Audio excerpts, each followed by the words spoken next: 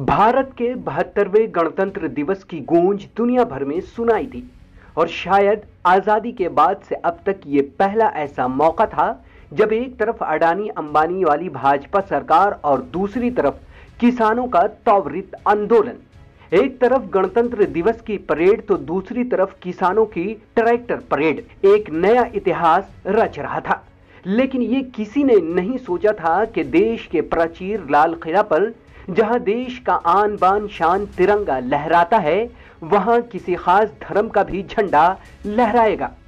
लेकिन ऐसा हुआ और सब कुछ सुनियोजित तरीके से हुआ। जैसा आरएसएस और भाजपा चाहती थी वैसा ही हुआ। इसके बाद देश की लश्करी मीडिया और सुपारी संपादकों ने किसानों के खिलाफ एक बड़ा मोर्चा खोल दिया। लेकिन किसी एक ने भी उस शख्स के बारे में न तो लिखा और न ही बयान दिया जो किसानों को बहकाकर लाल किले की जानिब ले गया और वहां निशान साहेब झंडा फहरा दिया। भगवा शहनाइयों की धुन पर मुजरा करने वाली नारंगी मीडिया को यह पता था कि जिसने ये घटिया हरकत की है वो उनके आका की गोद में बैठा उनकी ही तरह एक दलाल है जो भोले भाले किसानों से ये सब कुछ करा रहा था। अगर लश्करी मीडिया के लोग उस संघीय और भगवाधारी दीप संधू के खिलाफ आवाज उठाते तो भगवा के भगवान उनसे नाराज हो जाते और पिछले 6 वर्षों से इन दलालों को मिलने वाला दाना पानी बंद हो जाता। सबसे अहम बात तो यह है कि जिस किसानों की ट्रैक्टर परेड शांतिपूर्ण तरीके से हो रही थी, बावजूद इसके कि दिल्ली पुलिस की जानिब से उनके ट्रैक्टर परेड में बाधा डालने की कोशिश की गई। लेकिन किसानों का ट्रैक्टर परेड बड़े अमन और शांति के साथ खत्म हो गया। हम आपको किसानों की ट्रैक्टर परेड में शामिल एक ऐसे शख्स का बयान सुनाते हैं जो इस ट्रैक्टर परेड का चश्मदीद गवाह है, जो खुद किसानों के ट्रैक्टर परेड में शामिल भी था। साथियों, आज की 26 जनवरी सही मामले में, सही मायने में हिंदुस्तान का सबसे सुनहरा गणतंत्र दिवस है। अभी मैं लौट के आया हूँ सिंघू बॉर्डर से, जहाँ से किसानों की रैली निकली और मैं उनके साथ करीब 5-7 किलोमीटर चला। इतनी ऑर्गेनाइज्ड सलीके से और किसी के प्रति किसी के दिल में कोई द्वेष नहीं, किसी किस्म की उत्तेजना नहीं, सब तकलीफ उठाते हुए कोई ट्रैक्टरों पे कुछ पैदल चलते चले आ रहे थे। मैंने टोपियाँ ले गया था, एक तरफ टोपी पे लिखा था जय हिंद, एक तरफ लिखा था जय किसान और कुछ टोपियों पे लिखा था किसान मजदूर जिंदाबाद। ऐसी टोपियाँ मैं 18 ले गया था। 4 हम लोगों ने लगा रखी थी जो हम IIT के लोग गए थे और बाकी लोगों ने फौरन हमसे लेके सर पे लगा ली और बहुत डिसिप्लिन तरीके से मार्च किया। मैंने एक आध जगह गजल भी गाई अपनी, बहुत सलीके से लोगों ने सुनी। तो मैं तो दंग रह गया कि मैं समझता हूँ कि हिंदुस्तान के इतिहास में, क्या दुनिया के इतिहास में इतना बेमिसाल मार्च निकला नहीं होगा। और आप एक बात गौर करें, हमें ये याद दिलाता है 1942 की, जब 1942 में भारत छोड़ो आंदोलन गांधी ने चालू किया, उनको तो गिरफ्तार कर लिया गया, लेकिन पूरे हिंदुस्तान में इंकलाब आ गया। तो ऐसे बड़े उत्साह में लोग जैसे पटना में चढ़ गए थे, वो वहाँ की विधानसभा के ऊपर झंडा फहरा दिया था। हमारे यहाँ भी कुछ किसान चढ़ गए लाल किले पे, लेकिन किसी की हिंसा नहीं की उन्होंने। लाल किले पे चढ़ के भी उन्होंने झंडा ही फहराया, हिंदुस्तान का झंडा फहराया। तो मैं मानता हूँ कि ये आंदोलन इससे भी बेहतर हो सकता था अगर गांधी जैसा कोई नेता होता तो शायद, लेकिन बगैर नेता का यह आंदोलन इतना अहिंसक, इतना सच पर आधारित, दिखावे से दूर, लाजवाब है। और मैं मानता हूं कि सरकार को इस बारे में गौर करना चाहिए। ये सरकार समझ ले कि सरकार इन्हीं किसानों की, इसी देश के मजदूरों की खून पसीने की कमाई पर जिंदा है। इस देश के पूंजीपति जिनके हक में कानून बनाए गए खेती संबंधी, उन्हीं की कमाई पर जिंदा है। सरकार का पहला फर्ज इन्हीं किसानों के प्रति है और इनके प्रति सरकार जिम्मेवार बनेगी तो हिंदुस्तान का लोकतंत्र मजबूत होगा, देश आगे बढ़ेगा।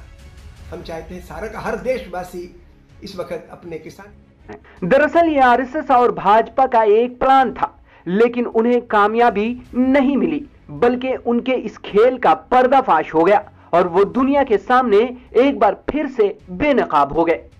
जो शख्स किसानों को लाल किला की जानिब ले जाने के लिए उकसा रहा था, या यूं कहिए कि जो शख्स किसानों को लाल किला की तरफ ले गया और वहां निशान साहेब का झंडा लहरा दिया, दरअसल वो भाजपा का ही दलाल दीप सिंधु है और उसे एक प्लान के तहत किसानों के बीच भेजा गया था ताकि किसानों के आंदोलन को बदनाम कर उसे बल प्रयोग के जरिए खत्म कराया जा सके।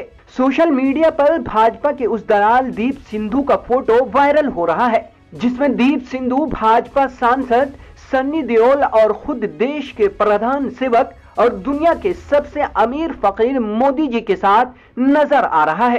किसानों का भी यही कहना है कि दीप सिंधु आंदोलन का हिस्सा नहीं था, बल्कि वो किसानों को बदनाम करने के लिए उनके बीच में घुस गया था।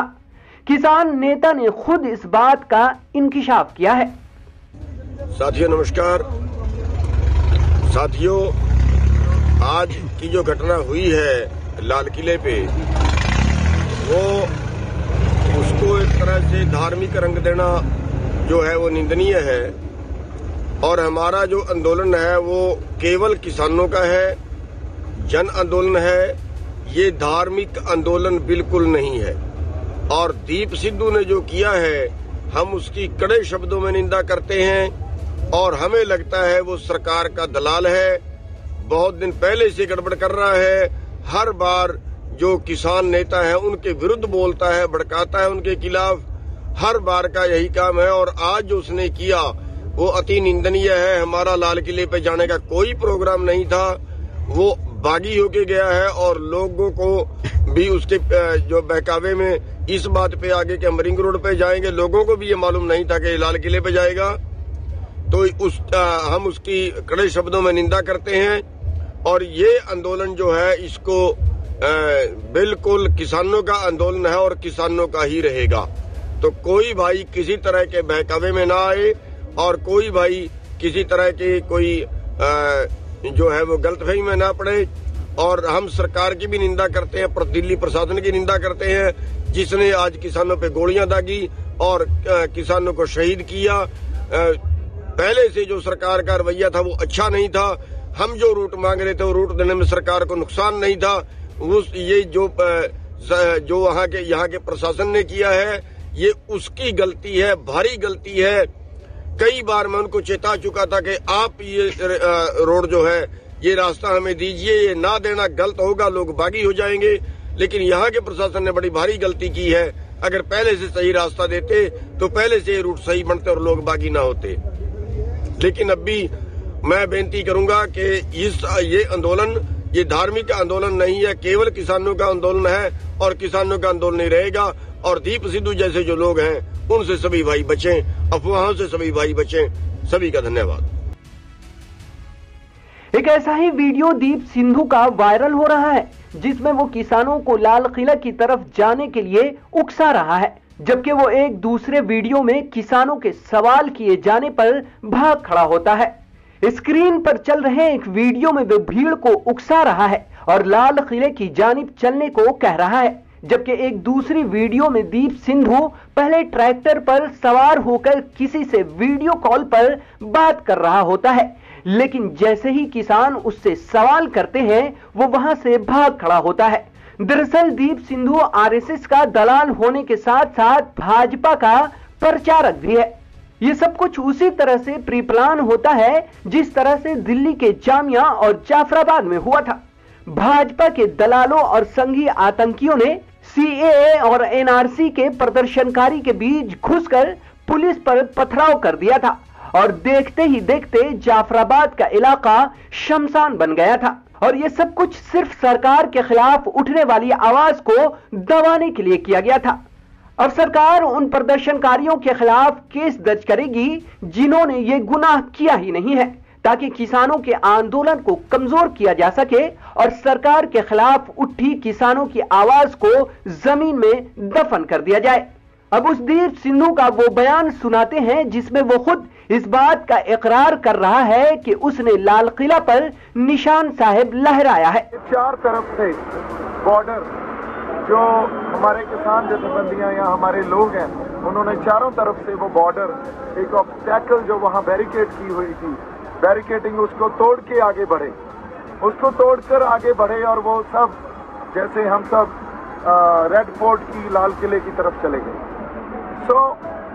जब रेड फोर्ट की तरफ गए तो एक सिंबॉलिकली अपना रोष अपना प्रोटेस्ट, अपना विरोध दर्ज करवाने के लिए जो नए कृषि कानून बने हैं उसको दर्ज करवाने के लिए हमने वहाँ निशान साहब भी लगाया, हमने किसान झंडा भी हमारा लगाया, किसान मजदूर एकता का नारा भी बुलंद किया, इसलिए किया और पीछे उसके तिरंगा लगा हुआ है। तो जिस पोस्ट पे हमने झंडे लगाए उस पोस्ट के ऊपर कोई झंडा नहीं था और ये झंडा हमारी इस देश की डाइवर्सिटी, जो हमारी डाइवर्सिटी है उसकी पहचान है। देखिए, आप डाइवर्सिटी को इस तरह मत देखिए बी यूनिटी इन डाइवर्सिटी।